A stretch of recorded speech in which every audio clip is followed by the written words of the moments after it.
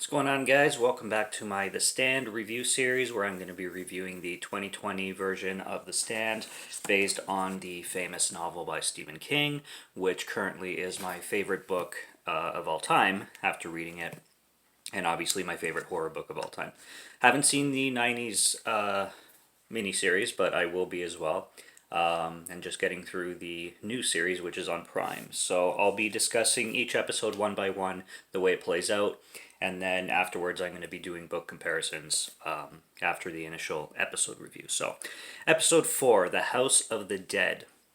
We start with a community meeting in Boulder where there's probably, well, definitely over 1,000 people in the town now, or in the little community that they have built, and we have the community five, the big five. You got Franny, Stu, Glenn, Nick, and Larry, and they're starting out with the whole speech thing and the weekly meeting with the town gathering or whatnot, and Stu is leading it, but he's not a very good speaker. And I like how they bring Larry in because Larry is a musician, so he's used to controlling a crowd, and he comes in and helps Stu along and basically brings the crowd back to after like booing booing Stu and Stu being all shy on stage. So I thought that was funny and they played that out really well.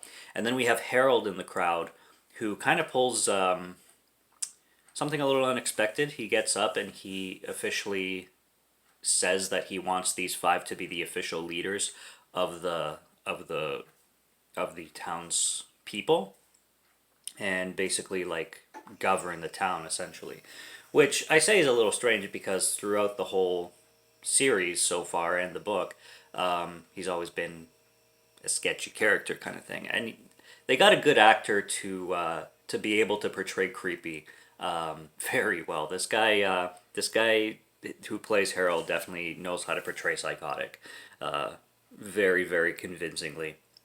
His facial expressions are perfect when it comes to the type of character that he's supposed to be.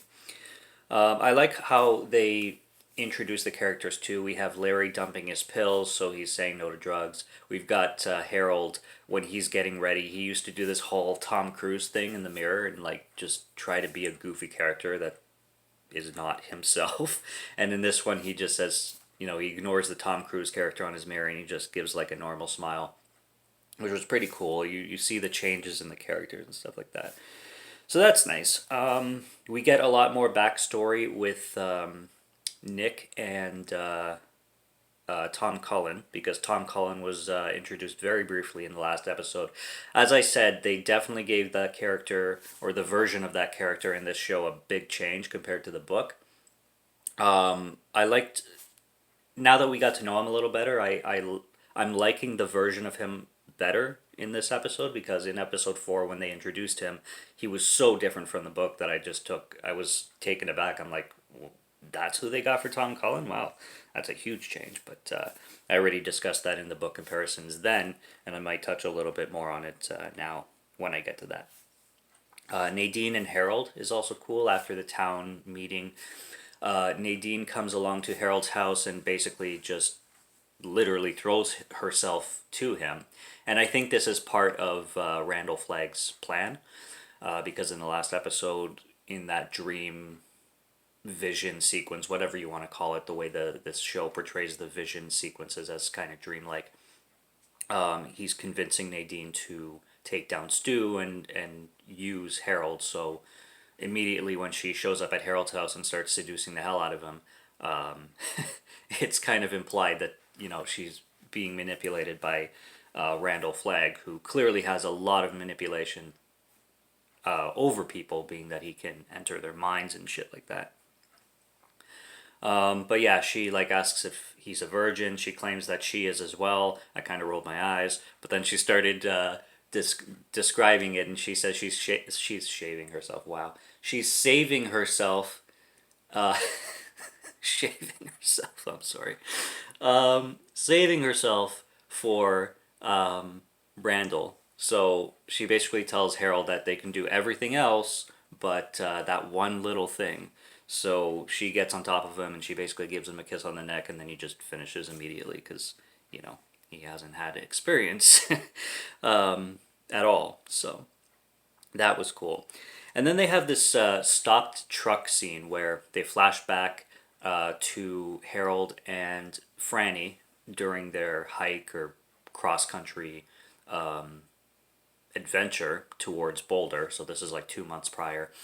Before the truck scene, they have this little fire sequence where they're by a fire at night, and Franny wakes up from a nightmare, and Harold can't sleep, and then they start talking, and then Harold makes a move on Franny because he's in love with Franny, and tries to kiss her, but she's like, no thanks, she's not having any of it, and then he gets pissed. And he brings up Stu Redman, so he's clearly jealous of Stu Redman because he gets the vibe that she, took a liking for Stu. So he has this in his head. And then they get to this truck scene where this truck is completely sprawled out across the highway, which in this post apocalyptic world you should probably take as a sign that trouble's about to hit. But he doesn't. He just is like, they're on bikes and they're like, how are we going to get across this thing? And then this crazy dude comes out of the truck and opens the truck, and there's these two women hostage inside of it already. And then he basically tells Harold and Franny to put on some handcuffs. And he challenges Harold to a fist fight, and he says that if Harold wins, that they can go free. And Harold is not a fighter, and he's also not a tough kid. And they really, really hammer that home in this show. Like, they really, especially in this scene, they hammer it into your face that Harold's basically a pussy. And this guy is about to rape orally Franny, and he's like, you could just stand up and be a man to Harold, or you can just sit and watch. And then he starts to like unzip himself and stuff like that. And then we have a car come in, and he starts shooting at the car, and the car ends up being Stu and Glenn. Stu and Glenn met in the previous episode. And then there's the standoff, and then the two women in the truck start to, take advantage of their opportunity to bash this guy in the head. One woman grabs his gun and turns it away, but accidentally shoots the other woman, so the other woman gets blown away. The gore effects are really good, and the cinematography and the violence and the way the choreography is portrayed is really well done in this show. I really like the way everything is choreographed and directed. Great work. And then these two women overpower the guy, and one ends up bashing his head in, which is great. But Harold's just on the floor, sprawled, like in a fetal position, and crying as blood like splattered all over his face. And they're really, really hammering it home that Harold is, a bitch and can't stand up for himself and can't save Franny, and can't protect himself or anyone else. And that's tough. Like when there's a man and a woman, and the woman's the one saving the man's ass. Like, not to say there's not tough women. I mean, I know there's women way tougher than I am that exist, but it's a real kick in the balls when you're a dude, right? It's like you have a girl saving your ass when you should be the one saving everybody's ass. Like, it definitely should make Harold feel like itty bitty kind of thing. It sucks, but yeah, they really show that he doesn't have the capability of standing up for Franny or anybody else. But these two badass women take down, well, the one, because unfortunately the other one gets shot, like I said, but the one takes him down, and then we have the reintroduction of Stu and Glenn meeting up with Harold and Franny again. And then this is where things get a little bit closer between Franny and Stu. She opens up about her pregnancy, that she's carrying a child, and she kind of like spills her emotions to him in a sense, which is a sign that has fallen for him already, and like looks at this guy as a protector, which he didn't get from Harold. And then this is where we start to understand a little more of Harold's hatred towards Stu, but just anger in general in Boulder, because we have the back and forth Boulder life, post-apocalyptic life, rebuilding society, as well as flashbacks to what led to that. So we have a sequence, I should say, where Harold is looking at this like avalanche explosive pamphlet, so we get a slight idea that Harold's planning something sinister. And like I said, more of Tom Cullen and Nick's adventures together as well. Where I wish they did focus on that a little bit more, because they're supposed to have a really really big bond. Like in the book, they have a huge bond, but obviously the book had a lot of time to go through it all and really develop it. This show, they kind of make them bond together real fast, too fast, but it's a show, so you can't really help that kind of stuff. But they do display a really great sequence where they're in a mattress store or some like furniture store that sells beds and couches and chairs and shit like that. And this girl comes along, Julie Laurie, and she's in this like poofy princess dress, and she has like blonde hair, really gorgeous girl, but not all there. And she's carrying a shotgun, and then she starts hitting on Nick and wants to fuck Nick. And Tom Cullen comes around, and he can't read social cues or something like that, which he keeps on saying. And then he does his whole introduction as Tom Cullen, which, like I said, I found I'm building more liking towards this version of Tom Cullen because he's so different from the book. But he's different, but they utilize him with his differences from the book really really well. And then this chick starts shooting them up, and then they run outside, and then they discover this poster for Hemington Homes, which is what they were looking for, where Mother Abigail was in their dreams. They kept dreaming of Mother Abigail, Hemingford Homes, I think it is, and then they finally find the poster, so they're close by, and then they go get Mother Abigail. But it doesn't really.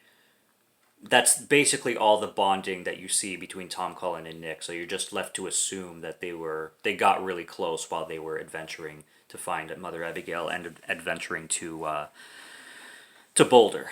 And what was I going to say? Yes, this show would not be complete. I already knew from the beginning it would not be complete without a Stephen King cameo. You need the Stephen King cameo, and I was waiting. I knew it was coming eventually, and we get it with the Hemingford Home poster. He's on the poster. So I'm like, there's Stephen King, there he is, he made his cameo. He has to make a cameo in his creations, obviously. It only makes sense.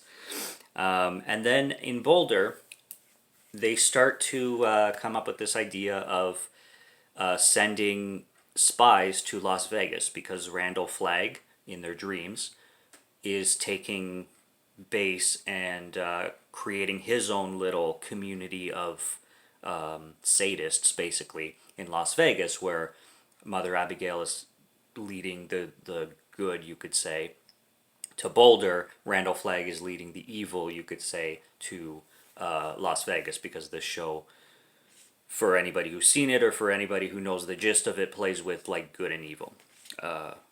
Randall being the leader of the evil, Mother Abigail being the leader of the good. So they're sending these spies. They decide to send this woman named Dana Sergius. Dana Sergius, I think her name is. I was expecting her to be like in the book. When I was like visualizing her, I visualized her way more like badass. I'm talking like Harley Davidson biker chick, like big woman, like leather jacket, butchy haircut kind of thing. This woman is badass. She's definitely tomboy, but she's very like also feminine. Like she's a hot woman. She's like Laura Croft badass, rather than the image I had in the book of like Harley Davidson, Hell's Angels badass kind of thing. Like I was expecting this like tough, like ready to kill woman. And then they also send Judge Faris, which is an older woman, and it's crazy how Larry puts it. He's like, hey, at least if we lose her, she doesn't have like 50 good years ahead of her. I'm like, that's nice. So Judge Faris is a woman in the show. She's a man. It's a man in the book. They changed her to a woman for the show. Same age range though. And they want to send Tom Cullen because Tom Cullen would be like the least expected spy. And they wonder about it because he is slow and he can't read and stuff like that. So can he pull the job off? But they say like he would be the least suspicious person to go, and they go with that. And then oh, I also forgot to mention about Julie Laurie in the mattress store, the crazy chick. She basically like tells Tom Collin, "Why don't you go over there and go drink some drain cleaner or something like that?" I'm like, what a cunt. They make her a way bigger cunt in this in this show than they do in the book. That's for sure. But the town of Boulder was struggling to get the power back on, so they do get the power back on at the end of the episode, and then we have Larry playing his electric guitar to start like a celebration kind of thing. And then we have Nadine and Harold stealing a bunch of shit because they're ready to, get the hell out of Dodge. And Nadine, like I said, is in manipulation mode with Harold, and she's, seducing him, and he's very impressionable, you could say. So they have this plan to like just take off together kind of thing. And she ends up shooting one of the town's people that worked with Harold in body cleanup, named Teddy, and she shoots Teddy down, and that's how the episode ends. So that's what we got. That's what we got for episode 4. Now I'm going to get into some book comparisons. The whole truck sequence, where the truck is sprawled across the highway, and there's the standoff with Stu and Glenn and the 2 women who take that guy down, was not in the book. So that's new. Great job, great choreography. It's like one of the best parts of the episode, one of the best sequences of the show completely, but not in the book. So that introduction was new, and they brought it just for the show. Nadine shooting Teddy was new as well, not in the book. Now, take these with a grain of salt, because if I'm wrong, correct me in the comments, because maybe they were in the book and maybe I just skipped over them or like forgot.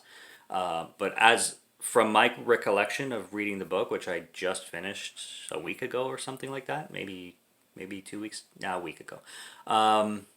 This is my recollection. So truck sequence was not in the book, and that last scene where Nadine shoots Teddy was not in the book. Another thing that was not in the book is Teddy, earlier on in the show, apparently gets a bunch of free Blu-rays, and one of them is Skyscraper with The Rock, and then he starts having a conversation with Harold. He's like, "Do you think The Rock is still alive?" He's like, "Hey, stranger things have happened."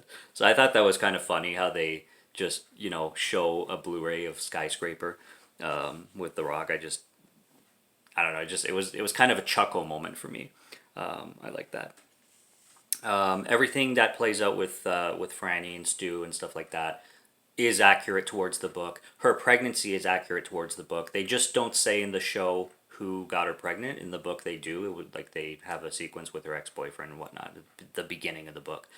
But she's carrying this child, and it's not Stu's. I was wondering if they were going to make it Stu's child just to change that up in the show, but they don't. So she's carrying someone else's child just like she does in the book, which is cool. The sequence in the mattress store is like the book. The only difference is that instead of a shotgun, this chick had a rifle in the book, so she's sniping them down instead of like running after them with a shotgun. What else? Glenn's character is very, very, I'd say, accurate to the book. I really do get. I didn't like have a clear image, like I said, while reading the book on Glenn, but they picked a good actor and they developed him in a very believable Glenn way, not like Tom Cullen where they completely change his character around. And I like Nick in this show too. I like his eye patch. He definitely has this like Solid Snake, Metal Gear Solid looking vibe going to him. Younger, obviously, than Solid Snake, but he still has that look to him. I like the way they portray Nick in this show a lot, and I love that Julie Laurie scene in the mattress store. That was hilarious. They made her so much crazier than they did in the book, and I hope she comes back, because she does come back in the book later, and I hope they bring that character back just like they do in the book, because she's just funny. She's like laugh material with her attitude and behavior and her like craziness kind of thing. Yeah, so for the changes, for the additions that they added to this episode specifically, I thought they did all of them really, really well. And I like the spies are all the same. Like I said, they just changed Judge Faris to a woman instead of a man. Works the same. and and yeah, and then like I said, the Dana Sergius ends up being like more of a more of a how do I say, like I don't know, just more a slightly more feminine badass than what I pictured in the book, basically. Yeah, I covered everything. I liked. I wish there I wish there was more Tom Cullen and Nick bonding. Definitely wish there was. They could have sprawled that out into 2 more episodes. Maybe they will. Maybe they'll show a little bit more of their coming to Boulder, but we'll see. And Nadine and Harold, or sorry, not Nadine and Harold. Yeah, Nadine and Harold. What am I talking about? Nadine and Harold, their whole Nadine's seduction on Harold, they do a good job on too, and I like that. And Harold and Franny's or Harold's anger and jealousy towards Stu is again could have been played out a little bit more, but that's something I think they will play out more in the future episodes, and they'll show a lot more detail on. But as of now, it's very clear as to Harold's anger towards Stu and jealousy towards Stu and Franny, and the reasons why. So they showed it, and they showed it well for a show that's, how are you gonna, the only way you can translate an entire book like this is if you make it like 6 seasons. So not always easy to do, but yeah, that's episode 4, The House of the Dead. Stay tuned for my review series on The Stand. If you're interested, if you've seen The Stand, you know what I'm talking about. If you've read the book, you definitely know what I'm talking about. If you haven't read the book, I highly suggest you do. If you haven't seen the shows, I highly suggest reading the book if you don't mind reading a book the size of the Bible. It's pretty freaking long. But the show's really good. If you're not a reader, just go watch the show. It's awesome. And I can't wait to watch the 90s one as well. But that's all I got for now. So subscribe to Morgan Film Fan if you like to listen to my voice or if you like my film reviews. I'll be back with more. Stay tuned for this review series. Go check out my other content if you're interested. And until next review, have a good one. Take care and cheers.